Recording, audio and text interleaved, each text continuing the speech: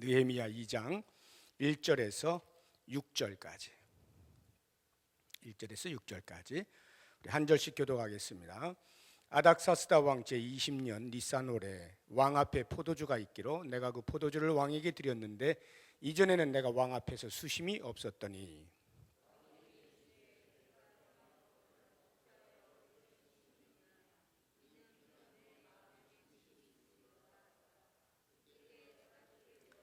왕께 대답하되 왕은 만세수를 하옵소서. 내 조상들의 묘실이 있는 성읍이 이제까지 황폐하고 성문이 불타싸우니 내가 어찌 얼굴에 수심이 없사오리까 하니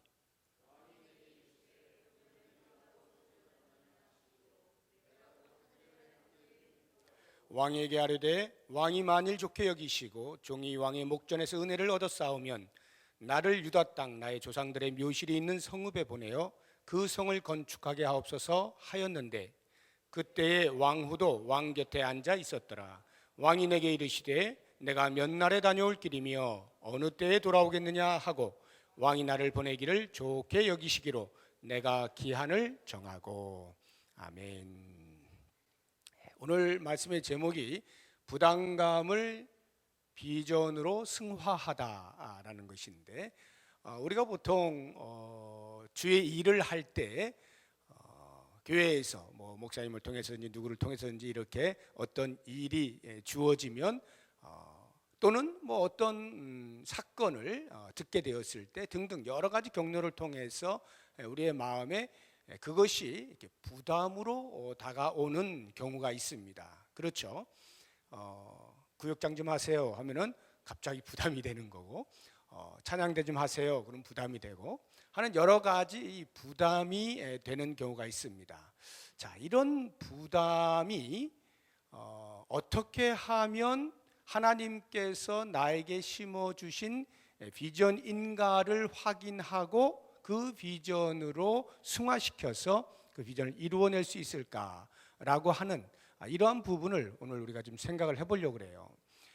지난 시간에 우리가 느헤미야 그 첫 시간을 보았는데 그 예루살렘에서부터 느헤미야의 형제인 하나니와 몇 형제들이 와서 예루살렘 성이 회파되었다라고 하는 소식을 들려주었을 때 그 말을 들은 느헤미야의 마음에 부담감이 다가온 것입니다. 부담감이 찾아왔어요.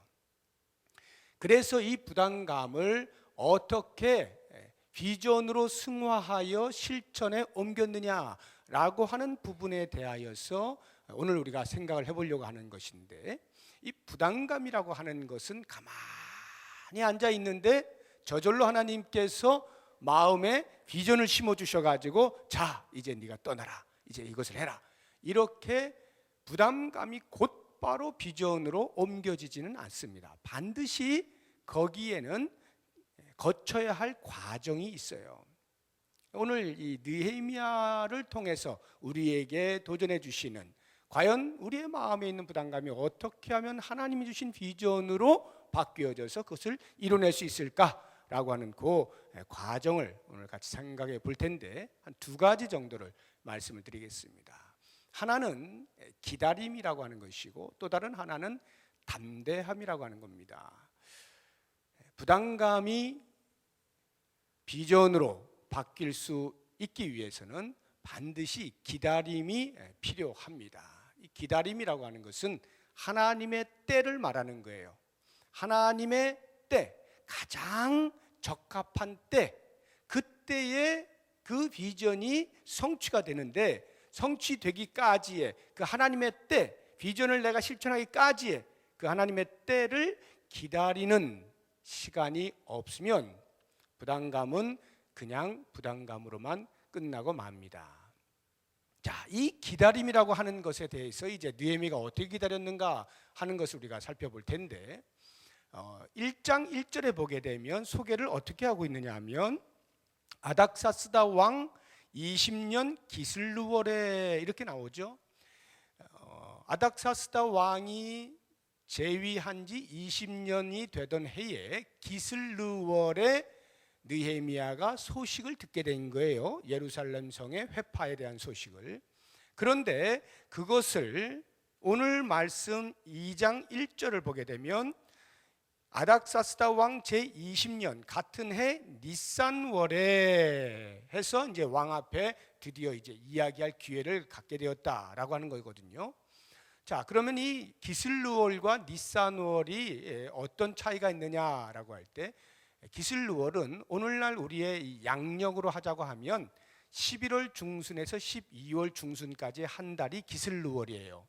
그리고 니산월이라고 하는 것은 3월 중순에서 4월 중순까지 한 달이 니산월이에요. 그러니까 기슬루월에서 니산월까지는 4개월이 지났다라고 하는 것을 알 수가 있는데, 느헤미야는 예루살렘 성의 회파에 대한 소식을 듣고 4개월이 지난 다음에서야 왕과 만나서 이야기할 수 있는 기회를 갖게 된 것입니다.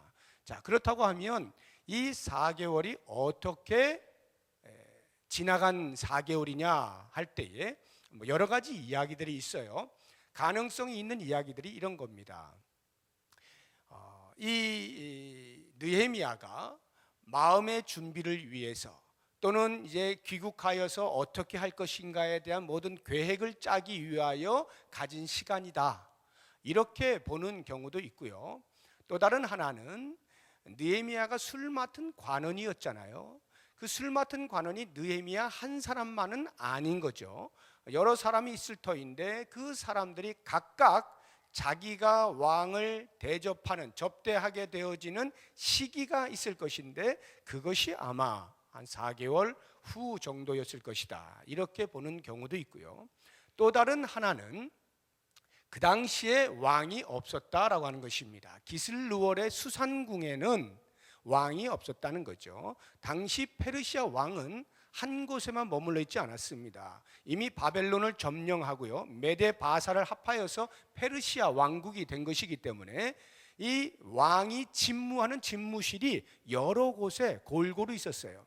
그래서 봄에는 어디, 여름에는 어디, 겨울에는 어디, 이런 식으로 돌아가면서 집무를 하였는데 이 수산궁에 그 당시에 있지 않았다, 바벨론 궁에 있었다, 이렇게 보는 것입니다. 그리고는 이제 이 니산월이 되어서야, 봄이 되어서야 수산궁으로 돌아왔다라고 하는 거죠.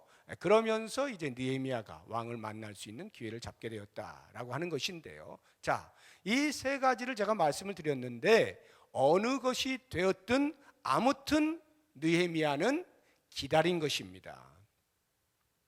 그것이 환경적으로 어쩔 수 없이 왕이 없으니까 기다리게 된 것이든 아니면 자기가 준비하기 위하여, 계획을 세우기 위하여 마음으로 일부러 시간을 두고 기다린 것이든, 어찌 되었든 심리적인 것이 되었든 환경적인 것이 되었든 무엇이 되었든지 간에 아무튼 기다렸다, 이 말이에요. 자, 그러면 이 기다림이라고 하는 것이 그냥 저절로 느헤미야의 마음 가운데 예레미야 성의 그 예루살렘 성의 회파에 대한 부담감을 자동으로 하나님께서 심어주신 비전으로 옮겨가게 한 것이냐라고 할 때 그렇지는 않습니다. 어떻게 기다렸느냐가 매우 중요한데요. 여러분들이 한번 상상을 해보세요. 느헤미야가 4개월 동안 어떻게 기다렸을까요? 왕을 아련하면 어찌어찌 해야 되겠다라고 하는 모든 계획을 세우고 준비를 하고 생각을 하고 다 했겠습니다만 그것에 우선하여 가장 먼저 했을 것이 있습니다. 그게 뭘까요? 기도입니다. 기도. 느헤미야는 기도의 사람이었다라고 말씀을 드렸죠. 소식을 듣자마자 그는 금식을 하면서 며칠을 울면서 기도를 한 사람입니다. 그리고 4개월이 되기까지의 그 모든 시간들을 분명히 느헤미야는 조국을 위하여 계속적으로 기도하였을 것이다 라고 하는 것을 우리가 알 수 있는 대목이 어디에 나오는가 하면 2절을 보시기 바랍니다. 2절. 왕이 내게 이르시되 내가 병이 없거늘 어찌하여 얼굴에 수심이 있느냐, 이는 필연 내 마음에 근심이 있음이로다. 느헤미야의 얼굴에 수심이 가득한 것입니다. 왜 수심이 가득했다고 생각하십니까? 그가 만약에 4개월 동안 그 4개월 전에 들었던 예루살렘 성의 회파에 대한 마음의 부담감이 만약 4개월이 지나는 동안에 기도하지 않고 있었다고 한다면 그 부담감은 필연 자기도 모르는 사이에 점점 약화가 되어지고 사라지고 말았을 것입니다. 에휴, 그럼 그렇지. 뭐 내가 뭐 얼마나 내가 해서 뭐 어떻게 되겠어? 내가 간다고 뭐 일이 될 거야? 내가 갈 수나 있겠어? 그냥 이래가면서 마음의 부담감을 점점 줄여갔다라고 한다면, 기도하지 않으면 마음의 부담감은 더 이상 생겨나지 않는 거예요. 그런데 느헤미야의 얼굴이 수심으로 가득 했다라고 하는 것은 그만큼 그동안의 그 부담감에 대하여 계속적으로 기도하였다는 것이고, 그 기도가 느헤미야로 하여금 얼굴에 수심이 가득할 정도로 극대화시켰다 이 말이에요. 부담감을. 자, 우리가 이 근심이라고 하는 말, 수심, 근심이라고 하는 말, 일반적으로 우리는 성경에서 마음에 염려하지 말라라고 이렇게 말씀하지 않습니까? 우리는 염려하면 안 됩니다. 세상 일들에 염려하면 안 되고요. 먹고 사는 일에 염려하면 안 되고요. 근심하면 안 돼요. 그런데 성경이 허락하는 근심이 몇 가지가 있어요. 그것을 보시게 되면 이런 근심은 우리가 필요로 하는 것이로구나 하는 것을 우리가 알게 되는데, 우리 빠른 속도로 한번 성경을 찾아보죠. 어떤 근심들은 가능한가? 고린도후서 손으로 잡으시고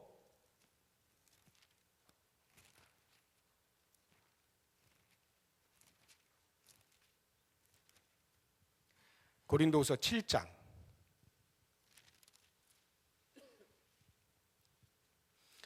신약성경 293쪽 고린도후서 7장 10절 다 같이 시작. 하나님의 뜻대로 하는 근심은 후회할 것이 없는 구원에 이르게 하는 회개를 이루는 것이요 세상 근심은 사망을 이루는 것이니라. 세상 근심은 사망을 이루는 거니까 절대 하면 안 됩니다. 그런데 하나님의 뜻대로 하는 근심이 있어요. 뭐라 그러는 거예요 지금? 구원에 이르게 하는 회개, 즉 죄에 대하여서는 근심하라 이 말이에요. 죄를 회개하기 위하여 마음에 큰 근심을 가지고 주님 어떻게 해야 됩니까? 가슴을 치는 이러한 근심은 꼭 필요하다라고 하는 것입니다. 그 다음에 고린도후서 11장 28절 시작. 이외의 일은 고사하고 아직도 날마다 내 속에 눌리는 일이 있으니 곧 모든 교회를 위하여 염려하는 것이라. 사도 바울은 교회를 위하여 계속적으로 염려합니다. 교회가 건강해지기를 위해서, 교회가 바로 나아가기를 위해서, 교회가 하나님의 뜻을 온전히 이루어 내는 교회가 되기를 위해서 끊임없이 염려하였다. 교회를 위한 염려 많이 해야 됩니다. 그 다음 고린도 전서로 가보시죠. 고린도 전서 7장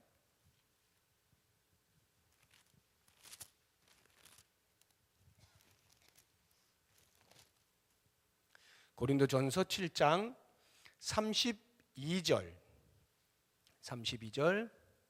시작. 너희가 염려 없기를 원하노라. 장가가지 않은 자는 주의 일을 염려하여 어찌하여야 주를 기쁘시게 할까 하되. 염려가 없기를 원하지만 이런 염려는 괜찮다. 주님을 어떻게 하면 기쁘시게 할까? 어떻게 하면 주님이 기뻐하실까에 대한 끊임없는 염려를 하라. 이 모든 것들은 다 거룩한 염려다라고 말해요. 한 군데만 더 찾아보죠. 로마서 9장 고린도전서 앞쪽에 있습니다. 로마서 9장 1절에서 3절까지 시작. 내가 그리스도 안에서 참말을 하고 거짓말을 아니하노라. 나에게 큰 근심이 있는 것과 마음에 그치지 않는 고통이 있는 것을 내 양심이 성령 안에서 나와 더불어 증언하노니 나의 형제 곧 고륙의 친척을 위하여 내 자신이 저주를 받아 그리스도에게서 끊어질지라도 원하는 바로라 해서, 이 사도 바울은 자기 민족을 위해, 유대 민족을 위하여서 큰 근심, 마음에 그치지 않는 고통이 있다고 이야기를 하고 있습니다. 오늘 우리 기도하신 집사님도 기도하셨지만 우리 민족을 위한 그 근심 어린 기도, 정말로 나라를 생각할 때 근심이 있는 거예요. 북한 땅을 생각할 때 근심이 있는 거예요. 내 동족을 생각할 때 근심이 있는 거예요. 그러한 기도 필요하다는 거죠. 제가 소개한 이러한 종류의 근심들은 전부 하나님의 뜻대로 하는 근심이에요. 거룩한 근심이라 이렇게 이야기하는데, 느헤미야의 근심이 바로 그와 같은 것이었죠. 자기의 사사로운 어떤 유익을 위하여, 기쁨을 위하여, 영달을 위하여 하는 근심들이 아닙니다. 자기의 민족이 예루살렘 성이 회파되어지고 대적들에 의하여서 손가락질을 받고 조롱을 받는 그러한 자리에 이르게 된 것에 대하여 끊임없는 근심을 한 거예요. 형제들에게 그 소식을 들었을 때 마음에 부담감이 있었어요. 그것이 4개월 동안에 계속하여 반복적으로 기도하는 가운데 말할 수 없는 부담감이 극도로 오르게 되니까 얼굴에 수심이 가득하게 된 것입니다. 그 정도로 느헤미야는 자기 민족에 대한 거룩한 부담감을 가지고 있었다라고 하는 것이고요. 이러한 거룩한 근심, 이것이 다른 그 무엇이 아닌 반복하여 기도하는 가운데 일어났다라고 하는 것을 우리가 볼 필요가 있는 거예요. 다시 말하면 한두 번 기도해서 마음에 어떤 부담이 있는데 그것을 놓고 한두 번 기도해 보는 거예요. 하나님, 이거 꼭 내가 해야 됩니까? 하나님, 이것이 무엇입니까? 하나님이 저를 향하여 가지신 뜻입니까? 한두 번 기도해 놓고 별로 마음에 안 오는데요? 이게 아니다 이 말이에요. 적어도 내게 부담감으로 다가온 어떤 것이 있을 때 그것이 정말로 하나님이 나에게 주신 비전이냐 아니냐에 대한 진정성, 그것을 찾아내기 위하여 기도해야 된다는 거예요. 그런데 여러분, 만약 기도하는데 마음에 다가오질 않아요. 그럼 어떻게 된 거예요? 그것은 일시적으로 감정에 의하여서 부담감으로 다가왔지만 하나님께서 내게 주신 사명은 아닌 것으로 보아도 무방합니다. 계속하여 그 일을 놓고 기도하는데 마음에 아무런 감흥이, 부담감이 더 커지지가 않아요. 그랬을 때는 거의 100%는 아닐런지 몰라도 거의 이것은 아니로구나 이렇게 보셔도 무방해요. 하나님께서 만약 그 부담감을 내 마음속에 새겨주신 비전이라고 하신다면 하나님은 분명히 우리의 기도를 통하여 우리의 마음 가운데 더할 수 없는 부담감이 점점 커지게 만드시고야 마는 거예요. 어디까지? 우리의 얼굴에 수심이 가득해질 때까지, 그 일을 이루어내지 못해서 어찌할 줄 모르는 그러한 마음의 상태까지 하나님이 몰아가시는 겁니다.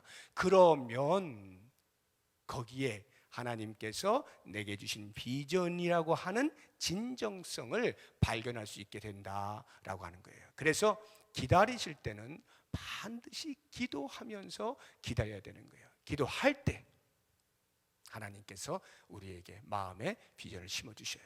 자, 그런데 이제 중요한 것은 이렇게 기다릴 때 말이죠. 기도하면서 기다리는데 결코 포기하지 말라는 것이에요. 어떤 일이 일어나지 않는다 할지라도 마음의 부담감은 굉장히 커졌어요. 그래서 정말 근심도 많아지고 이것을 반드시 이루어야만 될 것 같아요. 이게 하나님께 나에게 주신 비전인 것 같아요. 그 비전을 이루어야 될 것 같아요. 그런데 비전을 이룰 만한 아무런 환경이 조성되어지지 아니할 때, 그때 포기하지 말라는 거예요. 주저앉지 말라는 거예요.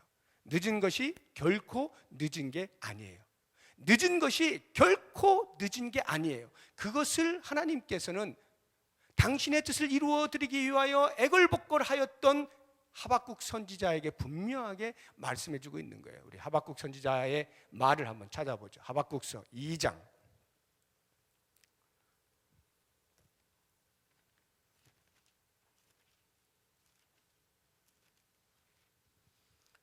구약성경 1303쪽, 구약성경 1303쪽.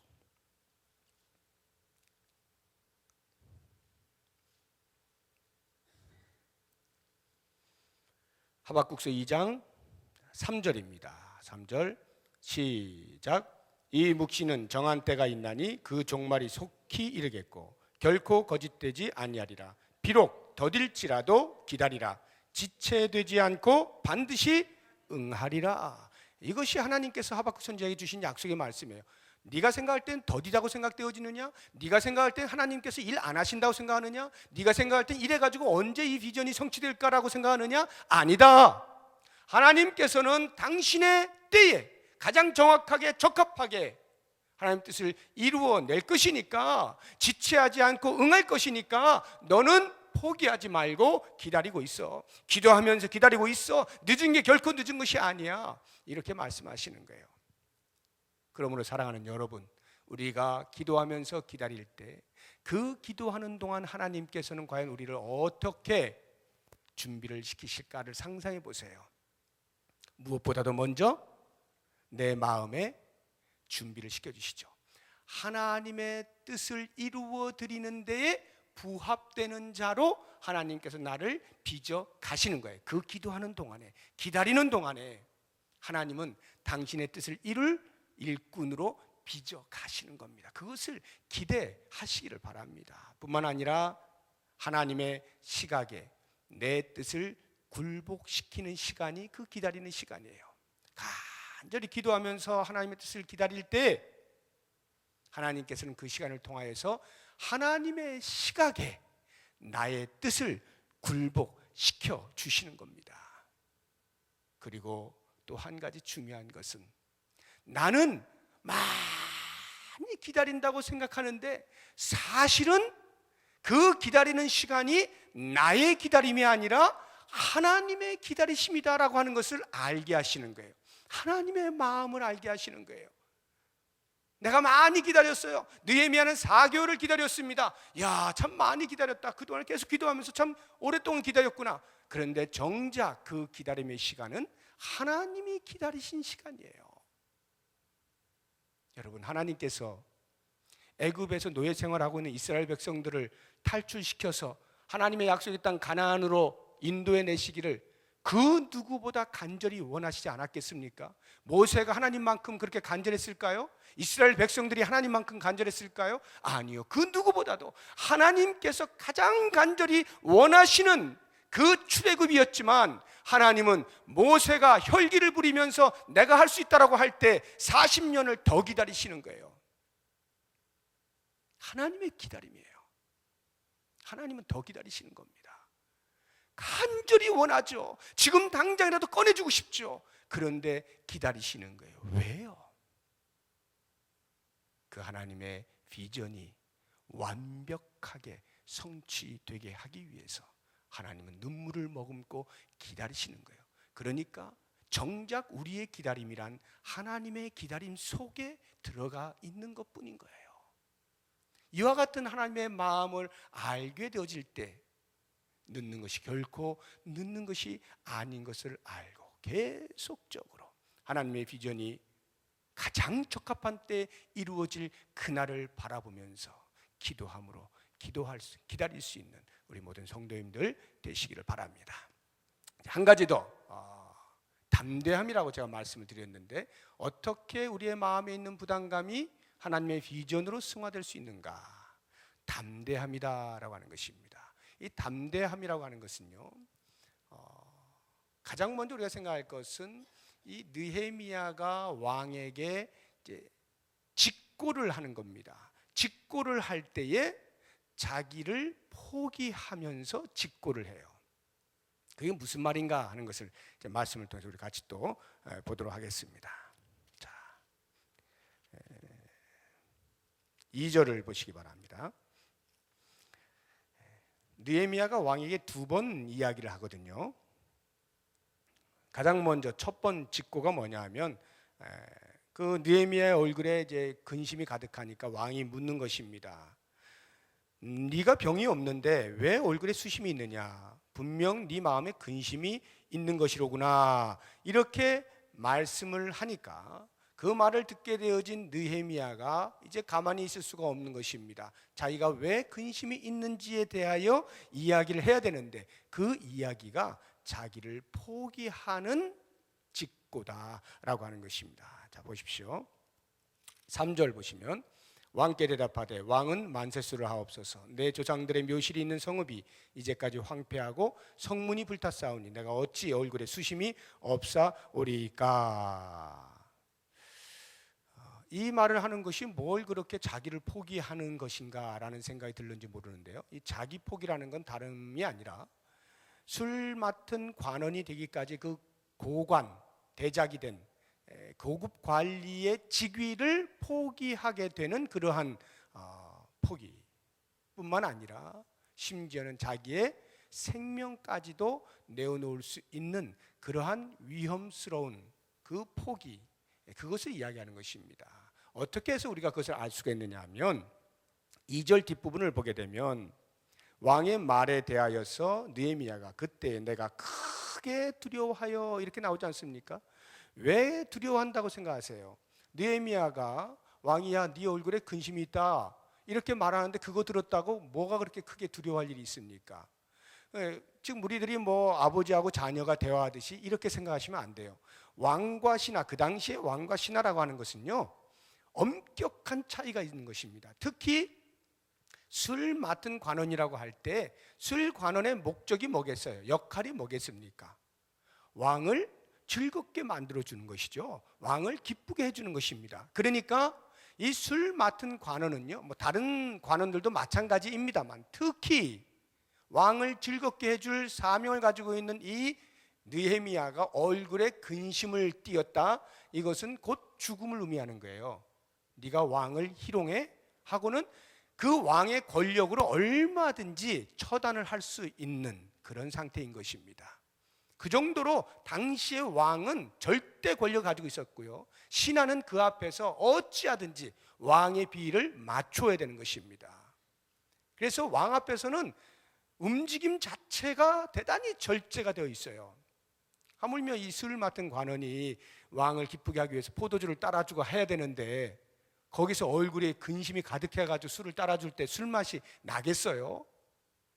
그러면 그 당시에 보편적인 행위로 치자고 한다면 왕이 너 왜 그래? 하고는 당장 내쫓아서 사람 불러다가 목을 쳐라 이렇게 해도 무방한 그러한 상태다 이 말이에요. 자, 그러니 이 느헤미야의 마음에 얼마나 큰 두려움이 닥쳐왔겠어요. 비록 4개월 동안 하나님께서 자기에게 주신 그 부담감이 자기를 통해 이루시기 원하시는 하나님의 비전이라는 것을 알게 되었을지라도 이제 그 말을 왕에게 해야 하는 그 순간에는 다가오는 두려움을 어찌할 수 없는 겁니다. 대단한 큰 두려움을 가지고 이야기를 하는데 그때 그 말에 피하지 아니하고 솔직하게 자기 이야기를 하고 있다 이 말이에요. 그 말을 할 때는 적어도 자신의 직위나 자신의 생명까지도 내놓아질지 모를 그런 위기감 속에서 말을 하고 있는 것이다 라는 것이죠. 두 번째 직구를 보세요. 이제 왕이 어떻게 질문을 하는가 하면 4절 보니까 그러면 내가 무엇을 원하느냐 이렇게 말하는 것입니다. 이건 대단히 이례적인 질문이에요. 원래는 이렇게 질문해서는 안 되는 거죠. 네가 어찌하여 감히 이렇게 나와야 되는데 하나님께서 그 마음을 녹여주셔서 왕으로 하여금 부드럽게 말을 하게 만드는 거예요. 그러면 너 정말 네가 원하는 것은 뭐야? 라고 묻자 그 다음 느헤미야가 어떻게 합니까? 내가 곧 하늘의 하나님께 묵도하고 왕에게 아랠 때 왕이여 저로 하여금 그곳에 꼭 갈 수 있게 해주십시오. 저로 하여금 그 성을 건축할 수 있는 기회를 허락해 주십시오 라고 솔직하게 또 대답을 하는 것입니다. 자, 여기에서도 역시 마찬가지로 자신의 목숨을 내놓는 직고인데요. 왜냐하면 식민지의 사람은 원래 고급 관리로 올라가게 되면 절대로 고향을 갈 수가 없어요. 혹시라도 모든 그 정보가 유출이 될 수도 있고요. 반란을 일으킬 수 있는 소지도 있고요. 또한 이 나라에서 그만큼 대우를 해줬기 때문에 이 나라를 위해서 목숨을 바쳐야 되는 겁니다. 그러니까 느헤미야는 사실상 갈 수 없는 사람이에요. 고급 관리였거든요. 그런데 저를 좀 보내주세요라고 말을 하는 것은 이미 자기의 직위도 내놓는 것이고 자신의 목숨도 그렇게 말했다가 왕의 노여움을 사서 죽을지도 모를 그러한 것을 안고 말을 하고 있는 것입니다. 실제로 이 아닥사스다 왕은요 1차 그 유대인들이 바벨론에서 1차 귀환을 할 때요 1차 귀환을 해서 그 1차 귀환자들이 예루살렘 성을 재건하고자 할 때에 열심히 막 재건을 하고 있었어요. 그런데 중간에 주변에 있는 국가들의 대적들에 의하여서 중단되었습니다. 왜 중단이 되었느냐 하면 그 대적들이 아닥사스다 왕에게 상소를 올린 겁니다. 이 유대인들이, 귀환한 유대인들이 당신 나라에 대하여서 반역을 꾀하고자 저렇게 힘을 규합하고 있습니다 라고 거짓으로 보고를 했을 때 이 아닥사스다 왕이 그 말을 듣고 일을 중단시켰거든요. 그런 과거의 역사가 있는 왕입니다. 그 왕에게 지금 저를 다시 그 예루살렘으로 보내주셔서 그 성을 건축할 수 있게 해주십시오 라고 말을 한다는 것은, 아니 내가 그때 듣기로 나를 반역하기 위해서 그렇게 한다고 하던데 그럼 네가 반역의 주동자란 말이냐? 라는 말을 들을 수밖에 없는 그런 어떤 상황 속에서 이 느헤미야가 과감하게 자기의 목숨을 걸고 솔직하게 이야기를 하고 있다 이 말입니다. 자, 이것을 우리가 보게 될 때 이 느헤미야의 담대함이 하나님의 비전을 이루어내는데 반드시 필요한 것이다 라고 하는 것을 알게 되는 겁니다. 자기를 포기하는 여기에서부터 그리스도의 제자의 삶은 출발이 되는 겁니다. 왜 예수님께서 너희가 나를 따라오려거든 자기 십자가를 지고 자기를 부인하고 날마다 나를 쫓으라라고 말씀을 하십니까? 이러한 포기가 있을 때 비로소 하나님의 능력의 손을 붙잡을 수가 있는 것이고, 하나님의 능력의 손이 나를 붙잡을 때 내 것을 포기해야만 그 손을 같이 붙잡을 수가 있기 때문입니다. 나를 포기하는 담대함이 없으면 결코 하나님께 심어주신 비전을 이루어낼 수 없다라고 하는 것입니다. 또 한 가지의 담대함이라고 하는 것은 어떤 실전적인 면에서 이 느헤미야는 건축가가 아니었습니다. 그는 술 맡은 관원이에요. 공무원이다 이 말입니다. 공무원은 뭐 기껏 한다면 정치를 할 수는 있을런지 몰라도, 관리를 할 수 있을런지 몰라도 무엇을 짓고 세우고 할 수는 없는 거죠. 그럼에도 불구하고 이 느헤미야는 내가 가서 예루살렘 성을 지을 수 있게 해주십시오 라고 하는 그러한 전혀 전문적 지식과 기술이 없음에도 불구하고 그 일을 하겠다라고 하는, 우리가 볼 때는 무모할 정도의 담대함이 느헤미야에게 있었다라고 하는 것입니다. 이 이야기는요, 그가 그동안에 성을 건축하는 비법을 어디에서 배워가지고 간다는 뜻이 아니라 그만큼 그것이 하나님께서 나를 통하여 이루시기 원하시는 비전이라고 한다면 그 방법조차도 하나님께서 하실 것이다라고 하는 절대적 신뢰에 의한 반응인 것입니다. 하나님께서 하신다라고 하는 이 부분에 대한 믿음이에요. 하나님께서 나를 통하여 하시든지 나에게 그런 일을 할 수 있는 사람을 붙여주시든지 전략을 세워주시든지 어떤 일을 하시든지 아무튼 하나님은 당신의 비전을 이루시기를 원하신다면 분명히 이루시고야 마시는 분이다 라고 하는 확신이 있었기 때문에 이렇게 무모한 담대함이 나올 수 있었던 것입니다. 사실 생각해 보세요. 내가 아무런 그런 할 능력이 안 돼요. 이건 내가 아니구나, 괜히 내가 마음에 부담감을 가졌네 하고 그 부담감을 내려놓을 수가 있는 것입니다. 내가 아닌데, 나는 뭐 건축을 해본 적도 없는데 하나님께서 건축 잘하는 사람한테 혹시 뭐 마음의 부담을 또 주셨겠지, 이렇게 하면서 얼마든지 빠져나갈 수가 있음에도 불구하고 그는 기도하는 가운데 확신으로 다가온 그것을 결코 자신의 부족으로 인하여서 포기하지 않고 무모해 보일 만큼의 담대함으로 그 일을 감당하였다라고 하는 것입니다. 이러한 느헤미야를 통하여 과연 하나님은 어떻게 일을 하시는가를 간단하게 보면 6절 뒷부분에 보세요. 놀라운 일이 벌어지죠. 왕이 나를 보내기를 좋게 여기시기로. 죽어야 마땅한 느헤미야의 그 상태가 오히려 대역전을 일으켜서 왕이 그 일을 좋게 여기셔요. 8절 보세요. 8절 뒷부분에 보니까 내 하나님의 선한 손이 나를 도우심으로 왕이 허락하고. 얼마나 놀라운 고백입니까? 이 고백이 뭐예요? 느헤미야는 내 마음 가운데 심어주신 그 비전을 이루시는 분은 나도 아니고 아닥사스다 왕도 아니고 오직 창조주 하나님이시다. 이 고백 아니겠습니까? 이 모든 일에 되어지는 일들을 하나님께서 다 하고 계신다.